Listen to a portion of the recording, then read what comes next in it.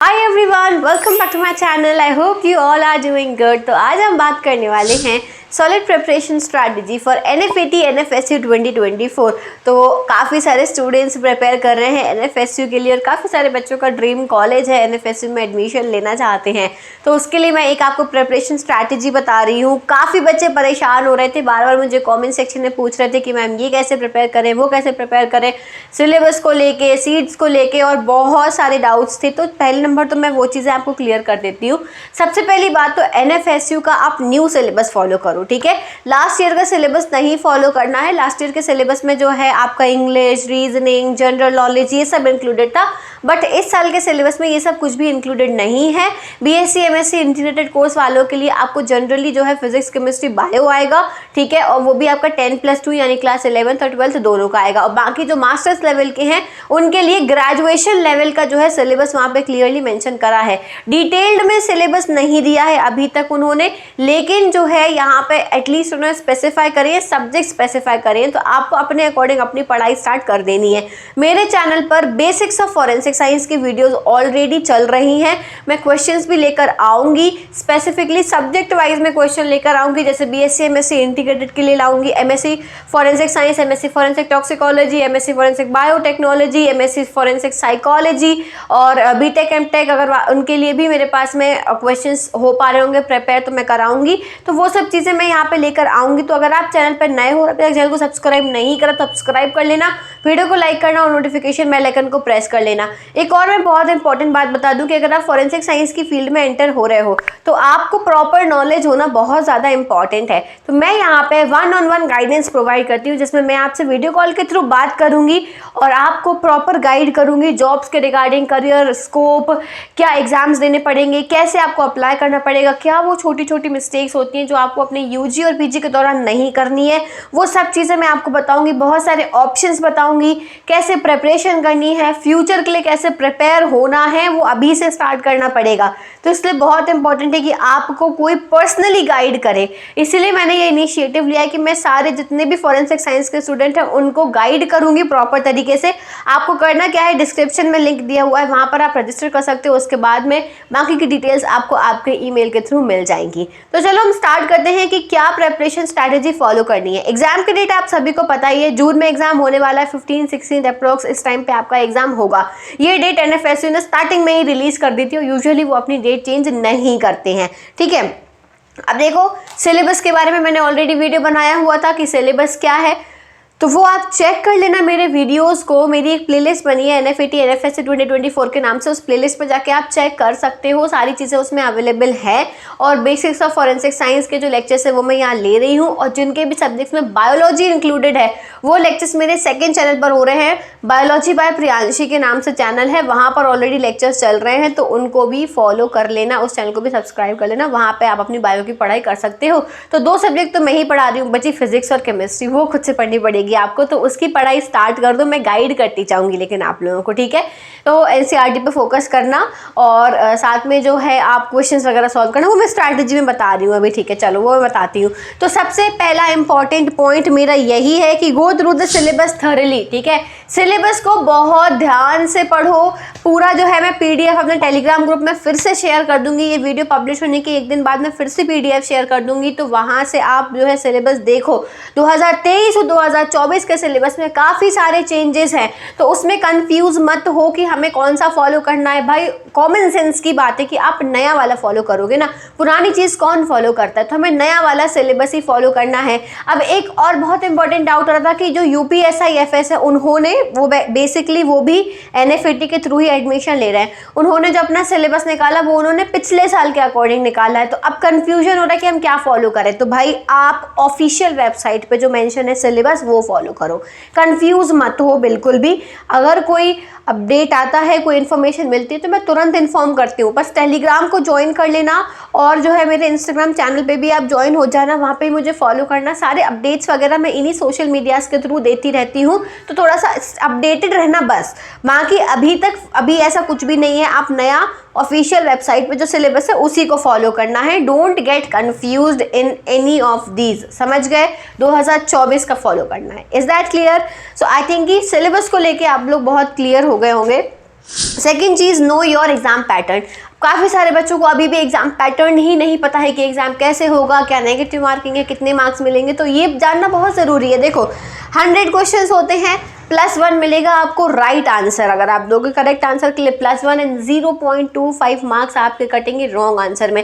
तो अगर आपको किसी क्वेश्चन में डाउट है तो उसको तुक्का मत मारना, लीव दैट क्वेश्चन, नहीं तो मार्क्स डिडक्ट हो जाएंगे। अभी जो CUET का एग्जाम हुआ है, बच्चों ने ये मिस्टेक करी है कि उन्हें लग रहा था कि बहुत ईजी पेपर है, ईजी पेपर है, वो भर गए क्वेश्चन सारे, देते गए, पता चला रॉन्ग हो गए, जितने करेक्ट हुए उतने ही रॉन्ग हो गए, तो उनका स्कोर काफ़ी गिर गया। So don't make this mistake in NFAT। Negative marking है, ध्यान से अटेम्प्ट करना। समझ गए बात को?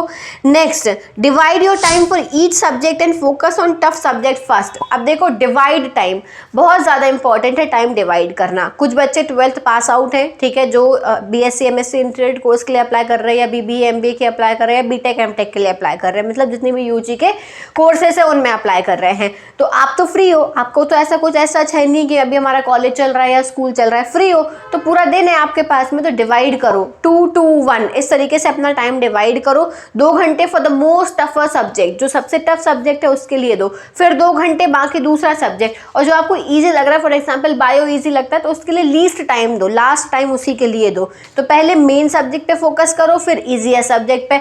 और बेसिक्स ऑफ फॉरेंसिक साइंस के लिए अलग से पढ़ने की कुछ भी जरूरत नहीं है, मेरे वीडियोस को फॉलो करो, उतना सफिशिएंट है। अलग से एक्स्ट्रा उसमें एफर्ट्स मत डालो, क्योंकि वो ज़्यादा नहीं आता है, I am telling you guys, उस पर फोकस मत करो। तो इजी सब्जेक्ट्स मैं ऑलरेडी पढ़ा रही हूँ, मुझसे पढ़ लो, बाकी के सब्जेक्ट्स को है थोड़ा सा टाइम दो, एक्स्ट्रा टाइम दो। Is that clear? अब जो PG वाले बच्चे हैं, हो सकता है उनका फाइनल ईयर चल रहा हो, उनके कॉलेजेस चल रहे हो, एग्जाम्स चल रहे हो, तो आपको टाइम डिवाइड कैसे करना है कि आपको कॉलेज के अलावा, ठीक है, अलग से टाइम डिवाइड करना पड़ेगा कि आपको जो है कॉलेज के बाद कितना टाइम मिल रहा है। शाम को आप लौट के आते हो 5-6 बजे, उसके हिसाब से आपको अपना टाइम डिवाइड करना है, और आपको भी अपनी मेहनत करनी है। तो वैसे आप लोग ऑलरेडी अपनी पढ़ाई कर ही रहे हो, उसी में से आपका आना है, तो बहुत ज़्यादा टफ नहीं पड़ेगा। लेकिन again revision is very important, ये मत सोचना कि बिना रिविजन करे काम हो जाएगा। तो अपना टाइम डिवाइड करो। Again for you also same rule, 2 to 1, focus on tougher subject first, then the easier one. Is that clear everyone? Now let's move to another point. 4th is set your targets. What does I mean by set your targets? इसका सीधा सीधा मतलब ये है कि अपने आप को टारगेट दो। मैंने आज सुबह अपने आप को टारगेट दिया, फॉर एग्जाम्पल कि मुझे आज 2 चैप्टर फिजिक्स के पढ़ने हैं, एक केमिस्ट्री का, एक बायो का, एनी हाउ डजंट मैटर मुझे कितने घंटे लग रहे हैं, कितना टाइम लग रहा है, टाइम देखने ही नहीं, घड़ी साइड में रख दो। अनटिल एंड अनलेस जब तक मेरा टारगेट कंप्लीट नहीं होता, मैं यहाँ से नहीं उठने वाला। So give your self target, set your targets, और टारगेट कंप्लीट करके ही उठना है, ये डिसाइड करो अपने आप को। और दूसरे से कंपेयर मत करो कि अरे यार मेरी फ्रेंड का ये वाला कंप्लीट हो गया, यार चैप्टर मेरा नहीं हुआ अभी तक, शिट मुझे बहुत स्ट्रेस हो रहा है, तो ये मत करो, छोड़ो, उसे मत देखो, फोकस ऑन योर सेल्फ, बस अपने आप को देखो और कुछ भी नहीं। समझ गए? Next point, practice questions, sample questions, previous year questions. Mock तो अवेलेबल वैसे भी नहीं है NFAT के, लेकिन प्रीवियस ईयर पेपर्स अवेलेबल हो जाएंगे, मतलब प्रीवियस ईयर क्वेश्चंस मेरे चैनल पे। ऑब्वियसली मेरे चैनल पे मैंने already previous year paper solve करवाए हैं, BSc MSc MSc forensic science, BTech MTech, इन सभी के। तो देखो उनको जाके, वीडियोस को सर्च करो, मेरा नाम डाल के सर्च करो, मिल जाएंगे, उन्हें सॉल्व करो। Is that clear? बाकी सैम्पल क्वेश्चंस भी मैं आपको सॉल्व कराऊंगी इसी चैनल पर। करना बस इतना सा है कि सब्सक्राइब करना है, वीडियो को लाइक करना है, और एक कमेंट करके बताना है कि आपको मेरे वीडियोस कैसे लगते हैं, बस इतना सा काम। तो ये 5 इंपॉर्टेंट स्ट्रैटेजी के पॉइंट्स हैं जो आपको याद रखने हैं। इसके अलावा भी मैं 2 और इम्पॉर्टेंट पॉइंट्स बताने वाली हूँ कि जो स्ट्रैटेजी का पार्ट ही है, लेकिन आपको फिर भी जो है याद रखनी है। कुछ इंपॉर्टेंट चीज़ें हैं, बेसिक चीज़ें हैं। जो सबसे इंपॉर्टेंट चीज़ उसमें ये है, first of all stay healthy, और जो है आपको जो है अपनी एक हेल्दी लाइफस्टाइल को मेंटेन करके रखना है। उसके लिए क्या करना है, सिंपली आप जब सुबह उठो तो आपको सुबह से योगा और मेडिटेशन करना है, जिससे कि आप एक जो है प्रॉपर कंसंट्रेशन के साथ में अपनी पढ़ाई कर पाओगे।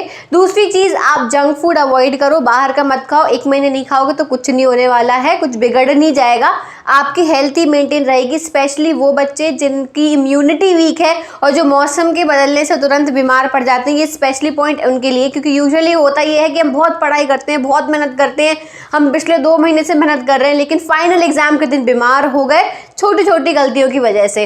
तो भाई पढ़ाई तो करनी है, लेकिन साथ में ये बहुत इंपॉर्टेंट है कि अपनी हेल्थ का ध्यान रखो। जो लोग हॉस्टल में रह के पढ़ाई कर रहे हैं या कहीं बाहर रह रहे हैं और अगर उनके पास में ये ऑप्शन है कि वो घर जा सकते हैं, तो मेरा यही सजेशन है, घर जाओ, मम्मी के हाथ का खाना खाओ, वो बेस्ट रहेगा। ठीक है, तो ये चीज़, और ऐसा मौसम चल रहा है ना, अभी इतनी गर्मी चल रही है, इसलिए एक इंपॉर्टेंट चीज़ कि स्टे हाइड्रेटेड, पानी पियो, जूस पियो, टाइम टू टाइम जो है फ्रूट्स लो, ये बहुत इंपॉर्टेंट चीज़ है। कुछ लोगों को लगेगी कि फालतू की बकवास है, लेकिन कुछ लोगों के लिए बहुत इंपॉर्टेंट है। जिन्हें बकवास लग रहा है वो स्किप कर सकते हैं, जिनको काम की लग रही है वो सुन सकते हैं। एक और लास्ट टिप मैं देने वाली हूँ, stay away from negative people and don't compare yourself with others. दूसरों से कंपैरिजन मत करो कि इसने इतना पढ़ लिया, उसने इतना पढ़ लिया, ये इतने घंटे पढ़ रही है, वो इतने घंटे पढ़ रहा है, ये कंपैरिजन छोड़ दो। और अगर कोई ऐसे लोग हैं जो आपको नेगेटिव फील करा रहे हैं, डीमोटिवेट हो रहे हो, ऐसे लोगों को भी जो है आप उनसे बातचीत बंद कर दो। थोड़े दिन की बात है, बातचीत बंद कर दो। जब एग्जाम क्लियर हो जाएगा, एनएफएसयू में आपको एडमिशन मिल जाएगा, तो अपने आप वो लोग वापस आएंगे और फिर पॉजिटिव बातें करेंगे। इसलिए उनसे दूर रहो और सिर्फ अपने पे फोकस करो। That's it. यही इंपॉर्टेंट पॉइंट्स है जो आपको याद रखने हैं, और बाकी की जो भी आपको क्वेरीज हैं, क्वेश्चन हैं, आप मुझसे कॉमेंट सेक्शन में पूछ सकते हो। इसके अलावा आप मुझे टेलीग्राम पे ज्वाइन कर लेना, मेरा जो चैनल है, और इंस्टाग्राम पे ही फॉलो करना मत भूला। Thank you so much for watching this video. I see you soon in the next video. Till then take care, bye bye.